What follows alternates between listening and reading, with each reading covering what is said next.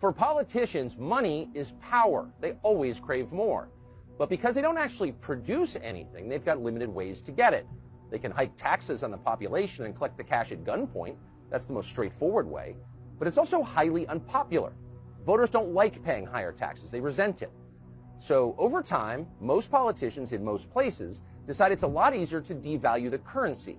You keep the tax rate pretty much the same, you just print more money. At first, most people don't even notice that it's happening. The money seems free. This is how the U.S. government just paid for the checks and the war in Ukraine and pretty much everything else that Washington has done for the past couple of decades. Just churn out more dollars. You can see why it's a popular strategy.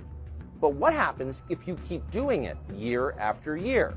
We really ought to know. 100 years ago, Argentina was one of the richest places in the world. It had everything. Abundant natural resources, vast open spaces, a well-educated, capable European population. Its capital, Buenos Aires, once looked like Paris, but probably richer. You can still see remnants of that time as you walk around the city today, but the buildings are ratty now and marred by graffiti. Argentina is no longer a rich country. It's one of the poorest nations in the Western Hemisphere. Nearly half the population here lives below the poverty line. Chicken for dinner is a luxury. The people are still impressive. The natural resources still exist. But Argentina's leaders have destroyed the country by devaluing its national currency. Argentina now has Weimar-like hyperinflation. It takes a brick of bills to buy lunch. Roads and bridges fall apart and nobody can afford to fix them. Things unravel. Over the course of the average month, the Argentine peso loses 10% of its value. In other words, everybody gets 10% poorer every month of the year. It doesn't take long for people to go hungry. Argentina's currency is so inflated and worthless, it can no longer be used to buy anything of value. Cars, houses, even bicycles are priced in US dollars. The problem is the government lies about this. Banks are not allowed to exchange dollars at market rates, and that drives the entire population underground to the black market. That's what a collapsing society looks like. Everybody's moving backwards. Nobody can tell the truth about anything. The functions of ordinary life have to be conducted furtively, in caves. In Argentina, the incentives are now so perversely inverted that many people decide it's not worth working.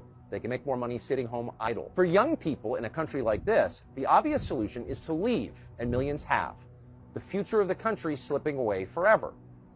What's remarkable is that's just fine with the current Argentine government and with the Western media and NGOs that prop it up and relentlessly defend it. They're happy with the corrupt status quo. They're thriving. So they attack anyone who challenges the way things are currently done. Not surprisingly, they especially hate Javier Milei. Plus, monetary policy hasn't made people happy and secure. It's wrecked pretty much everything. It's destroyed the economy and families and the national spirit. It's enriched just a few. That's hardly a radical interpretation of events. It's obviously true, and everybody knows that it's true.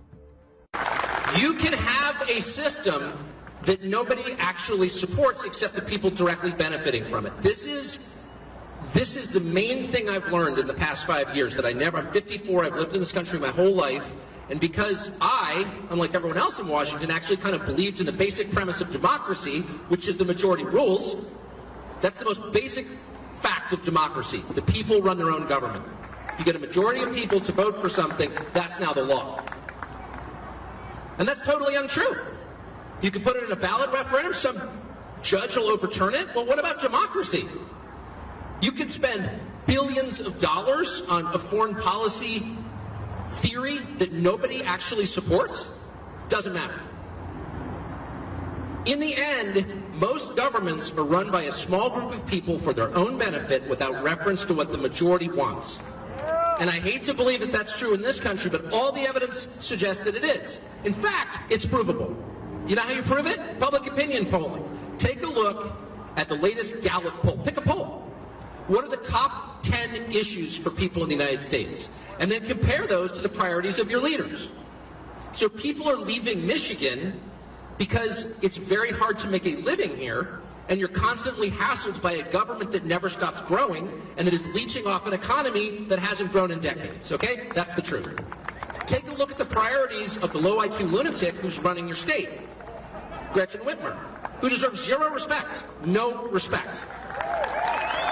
Her priorities are what? Putting you in jail if you, quote, misgender somebody? What percentage of the population of the state of Michigan, even southeastern Michigan, is on board with that as a top concern? It's like roughly roughly around 1/10%, okay, in that range. The things that people care about, Gretchen Whitmer couldn't care less about. Because democracy isn't functioning. If democracy was functioning in America, in Michigan, in California, the District of Columbia, where I live, the state of Maine, the state of Texas, how many Texans do you think are all on board with letting 7 million people cross into their state illegally? What percentage? Zero. Zero. I don't care what your race or national origin. Nobody is for that. That's insane. Has the governor of Texas done anything meaningful to stop that? No. The Republican governor? He's got a National Guard. He's the commander-in-chief of the National Guard, and it's Texas, so they're all large. And they have double-stack magazines in their sidearms. You think they couldn't stop that in a week if they? Of course. Just assemble along the border. We're not doing this. No, he refuses to do that. He won't do it. And it's not like no one suggested. I've suggested it to him 3 times, including in private at a cocktail party in Dallas last year. What are you doing, man? Don't you have a National Guard? Why don't you seal the border? Oh, it's very complicated. No, it's not. No, it's not. If someone's trying to break into my house, it's not complicated to repel the person. Do you have a firearm or don't you? Are you willing to defend your house and your children, or aren't you? Well, it's more complicated. Really, tell me how. Speak slowly so I can understand. It's not more complicated than that. It's more dishonest than that. You're lying to me. You don't want to do it because your donors don't want you to do it. It's that simple. Greg Abbott. Liar. Liar. And worse than liar, betrayer of your own people. That's what that is. I was polite at the cocktail party, so I didn't say any of that, but I fumed internally like an Episcopalian. I thought those things.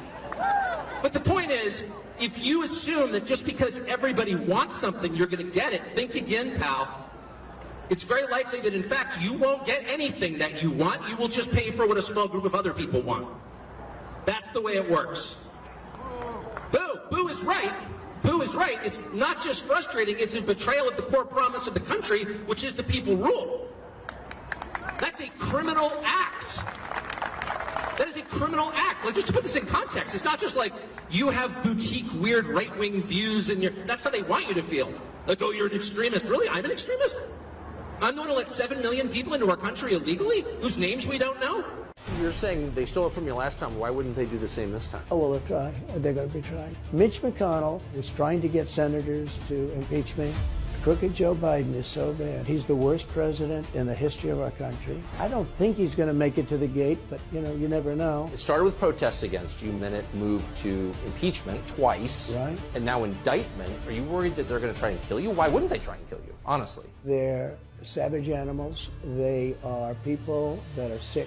So do you think it's possible that there's open conflict? I can say this. There's a level of passion that I've never seen. There's a level of hatred that I've never seen, and that's probably a bad combination.